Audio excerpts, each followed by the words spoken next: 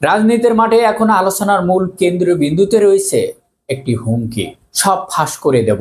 ঠিক এমন একটি বাক্যই এখন রীতিমতন কেঁপে উঠছে দেশের রাজনৈতিক অঙ্গন। আচ্ছা, একটু গভীরভাবে চিন্তা করে দেখুন তো দর্শক, জাতীয় নাগরিক পার্টির এনসিপি কেন্দ্রীয় নেতা নাসিরউদ্দিন পাটোয়ারির কাছে এমন কোন গোপন ফাইল সন্ধান রয়েছে যা প্রকাশ পেলে প্রধানমন্ত্রীর রাজনৈতিক উপদেষ্টা রাশেদ খানের কেরিয়ার নিমেষেই ধূলিসাৎ হয়ে যেতে পারে। গণ অধিকার পরিষদ থেকে দল বদল করে বিএনপিতে যোগ দেওয়া এবং রাশেদ খানের অতীত নিয়ে আসলে কি এমন জানেন এই এনসিপির নেতা নাসিরউদ্দিন পাটোয়ারি? অন্যদিকে যে তরুণ ছাত্র নেতা একদিকে বুকে তাজা রক্ত দিয়ে স্বৈরাচার পতন ঘটিয়েছিল, আজ কেন তাদের গাড়ি বহরের ওপর বৃষ্টির মতন ইটপাটকেল পড়ছে? কেন তাদের নামে একের পর এক আইনে মামলা ঢুকিয়ে দেওয়া হচ্ছে? আজকের আমরা সেই পদ্মার পিছনের অজানা অধ্যায় আপনাদের সামনে তুলে ধরব। ভিডিওটির কোনো অংশ বাদ না দিয়ে সম্পূর্ণ ভিডিওটি দেখতে থাকুন। পুরো ঘটনা সূত্রপাত ঘটেছিল দেশব্যাপী এনসিপির একটি রাজনৈতিক পদযাত্রাকে কেন্দ্র করে।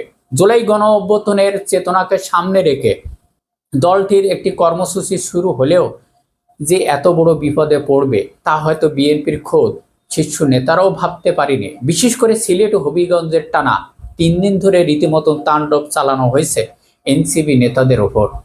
একসময় রাজপথ কাঁপানো ছাত্র নেতা এবং জুলাই আন্দোলনের অন্যতম পরিচিত মুখ সাজিদ আলমের গাড়ি বহরের ওপর চালানো হয়েছে নজিরবিহীন হামলা।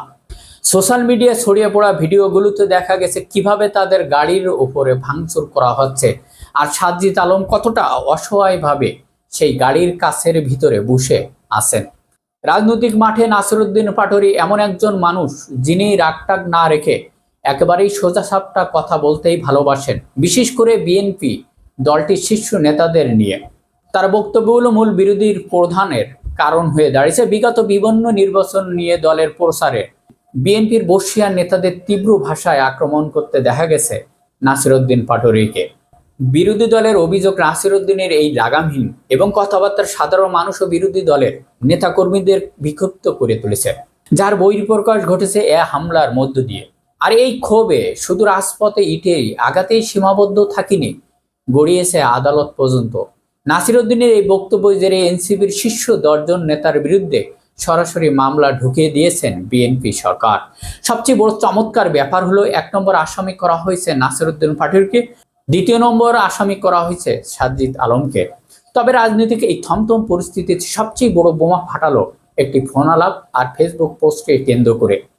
রাশেদ খানের রাজনৈতিক জার্নিটা একটু মনে করিয়ে দেখা যাক। একসময় গণ অধিকার পরিষদের মহাসচিব রাশেদ খান পরে দল পাল্টে যোগ দেন বিএনপিতে। নির্বাচনে হেরে গেলেও নিজের ক্ষমতার জোরে বর্তমানে তিনি প্রধানমন্ত্রীর রাজনৈতিক উপদেষ্টার মতন গুরুত্বপূর্ণ পদে আছেন। সেই রাশেদ খানকে এবার সরাসরি চ্যালেঞ্জ ছুড়ে দিয়েছেন এনসিপির নেতা নাসিরউদ্দিন পাটোয়ারি। গত বৃহস্পতিবার গভীর রাত রাশেদ খানকে ফোন করে নাসিরউদ্দিন এমন এক হুমকি দেন যা রীতিমতো রাজনৈতিক অঙ্গনে বিস্ফোরিত হয়েছে। নাসিরউদ্দিন স্পষ্ট ভাষায় জানিয়ে দেন রাশেদ খান যেন তার বিরুদ্ধে কথা না বলে, আর যদি তা না করেন তবে রাশেদ খানের সব গোপন তথ্য তিনি জাতির সামনে ফাঁস করে দেবেন। দর্শক, নাসিরউদ্দিনের ফোন কলে আরও দাবি করেন, নাহিদ ও আসিফের কাছ থেকে আপনি 5 লক্ষ টাকা করে নিতেন, সেই সব ডকুমেন্ট আমার কাছে সুরক্ষিত আছে। এই মারাত্মক হুমকির পর চুপ করে বসে থাকেননি রাশেদ খানও। তিনি তার ভেরিফাই ফেসবুক পেজে দীর্ঘ একটি স্ট্যাটাস দিয়ে পুরো বিষয়টি পরিষ্কার করেছেন। রাশেদ খান তার পোস্টে নাসিরউদ্দিন পাটোয়ারিকে শক্ত ভাষায় জবাব দিয়েছেন। তিনি দাবি করেছেন যে নাসিরউদ্দিনের মানসিক সমস্যা রয়েছে। শুধু তাই নয়, রাশেদ খান পাল্টা অভিযোগ তুলে বলেছেন যে নাসিরউদ্দিন নিজেই প্লট কিনেছেন এবং সেই প্লট কেনার সমস্ত দুর্নীতি ফাইল নাকি এনসিপির ভিতরে জমা আছে। 5 লক্ষ টাকার নেওয়ার অভিযোগ উড়িয়ে দিয়ে রাশেদ খান চ্যালেঞ্জ ছুড়ে বলেছেন তার কোনো প্লট বা অবৈধ সম্পদ নেই এবং নাহিদ ও আসিফের কাছ থেকে তিনি কখনো টাকা নেননি। বরং রাশেদ খান উল্টো চ্যালেঞ্জ ছুড়ে দিয়ে বলেছেন, নাসিরউদ্দিনের যদি সৎ সাহস থাকে তবে সেই তথাকথিত গোপন ডকুমেন্ট যেন তিনি জনসমক্ষে প্রকাশ করেন। তার মতন গুরুত্বপূর্ণ পদে থাকা ব্যক্তিদের নিয়ে এমন মিথ্যাচার রাজনৈতিক শালীনতা সম্পূর্ণ পরিপন্থী।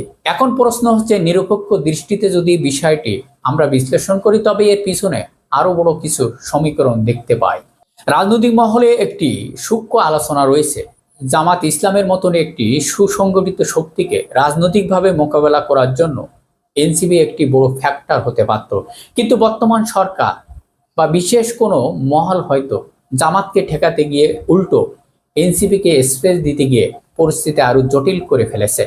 অনেকেই সতর্ক করেছেন যে এনসিপি যদি এভাবেই লাগামহীন গতিতে চলতে থাকে তবে তারা ভবিষ্যতে দেশের রাজনীতিতে আরো বড় কোনো চ্যালেঞ্জের রূপ নিতে পারে। আর সমালোচনার ভিডিও নাসিরউদ্দিন পাটোয়ারির একটি দিক বেশ স্পষ্ট, তিনি কখনো রক্তচক্ষুকে ভয় পান না। রাশেদ খানের চোখে চোখ রেখে দুর্নীতির প্রশ্ন তোলার সাহস বর্তমান রাজনৈতিক প্রেক্ষাপটে খুব কম নেতারে আছে।